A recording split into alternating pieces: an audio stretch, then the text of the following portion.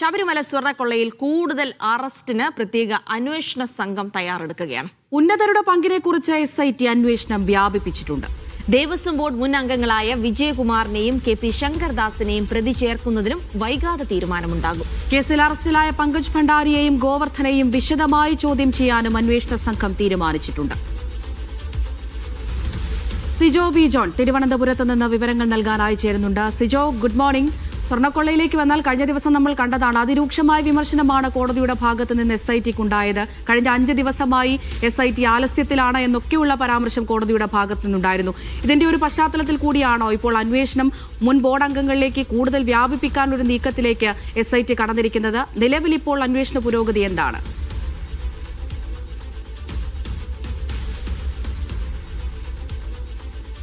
ഇന്നലെ 2 പേരെ ഈ കേസിലെ പ്രധാന പ്രതികളായ 2 പേരെയാണ് അറസ്റ്റ് ചെയ്തിരിക്കുന്നത്. പങ്കജ് ഭണ്ഡാരിയുടെ സ്മാർട്ട് ക്രിയേഷൻസിൽ വെച്ചാണ് ഈ സ്വർണം വേർതിരിച്ചെടുക്കുന്നത്. അതോടൊപ്പം തന്നെ ഈ സ്വർണം വാങ്ങിയ ഗോവർദ്ധനെയും അറസ്റ്റ് ചെയ്തിരുന്നു. ഇതിന്റെ തുടർ നടപടികൾ ഇനി വൈകാതെ തന്നെ ഉണ്ടാകും. കൂടുതൽ അറസ്റ്റ് ഉണ്ടാകും എന്നുള്ള ഒരു സൂചന തന്നെയാണ് ലഭ്യമാകുകയും ചെയ്യുന്നത്.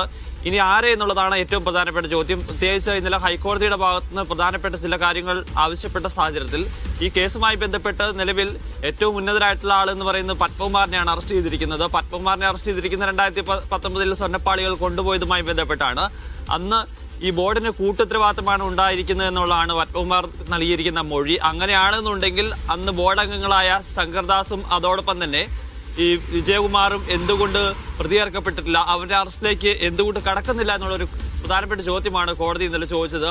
മാത്രമല്ല, ഈ ഡിസംബർ 5-ന് ശേഷം അന്വേഷണ സംഘത്തിന് എന്ത് പറ്റി എന്നുള്ളൊരു വളരെ പ്രധാനപ്പെട്ട ഒരു കാര്യവും കൂടി കോടതി ചോദിക്കുകയും ചെയ്തിട്ടുണ്ട്. അപ്പോൾ ഇനി ശങ്കർദാസിലേക്കും അതോടൊപ്പം തന്നെ വിജയകുമാറിലേക്കും അന്വേഷണം നീങ്ങും. സ്വാഭാവികമായി ഇവർ പ്രതിപട്ടികയിലേക്ക് വരാനുള്ള സാധ്യതയാണ് നിലനിൽക്കുകയും ചെയ്യുന്നത്. അതാണ് ഇപ്പോൾ അന്വേഷണവുമായി ബന്ധപ്പെട്ട ഏറ്റവും പുതിയ വിവരങ്ങൾ.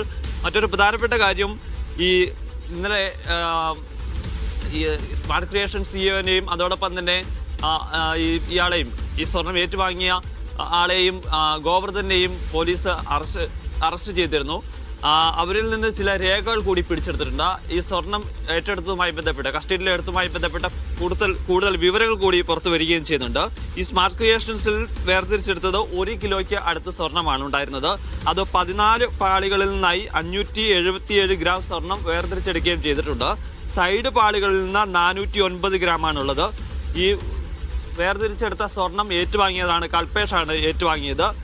ഈ ഗോവർദ്ധനെ ഏൽപ്പിച്ചത് 474 ഗ്രാം സ്വർണ്ണമാണ്. ഇതുമായി ബന്ധപ്പെട്ട രേഖകളൊക്കെയാണ് SIT ഇന്നലെ പിടിച്ചെടുക്കുകയും ചെയ്തിട്ടുള്ളത്. ഇതിൽ കൂടുതൽ സ്വർണ്ണമുണ്ടോ എന്നുള്ള ഒരു കാര്യത്തിൽ അന്വേഷണം തുടരുകയും ചെയ്യുന്നുണ്ട്. കൽപേഷിനെയും പ്രതിചേർക്കാനുള്ള ഒരു സാധ്യതയുണ്ടെന്നുള്ളൊരു പുതിയ വിവരമാണ് നമുക്ക് ഇപ്പോൾ ലഭിക്കുകയും ചെയ്തിരിക്കുന്നത്. എന്തായാലും ഈ സ്വർണം കൊണ്ടുപോയ വഴികളിലൂടെ അന്വേഷണ സംഘം പോവുകയാണ്. നേരത്തെ തന്നെ ഇതുമായി ബന്ധപ്പെട്ട പരിശോധനകൾ നടത്തിയിരുന്നു. ആദ്യം ഉണ്ണികൃഷ്ണൻ പോറ്റിയെ അറസ്റ്റ് ചെയ്യുന്നു. പിന്നീട് ഇതിന് സഹായം ചെയ്തു കൊടുത്തിരുന്ന ദേവസ്വം ബോർഡിലെ മുൻ ജീവനക്കാരെയും നിലവിലുള്ള ജീവനക്കാരെയും ഒക്കെ അറസ്റ്റ് ചെയ്യുന്നു. അതിനുശേഷമാണ് ദേവസ്വം ബോർഡ് പ്രസിഡന്റിലേക്ക് എത്തി നിൽക്കുന്ന സാഹചര്യം ഉണ്ടായിരിക്കുന്നത്.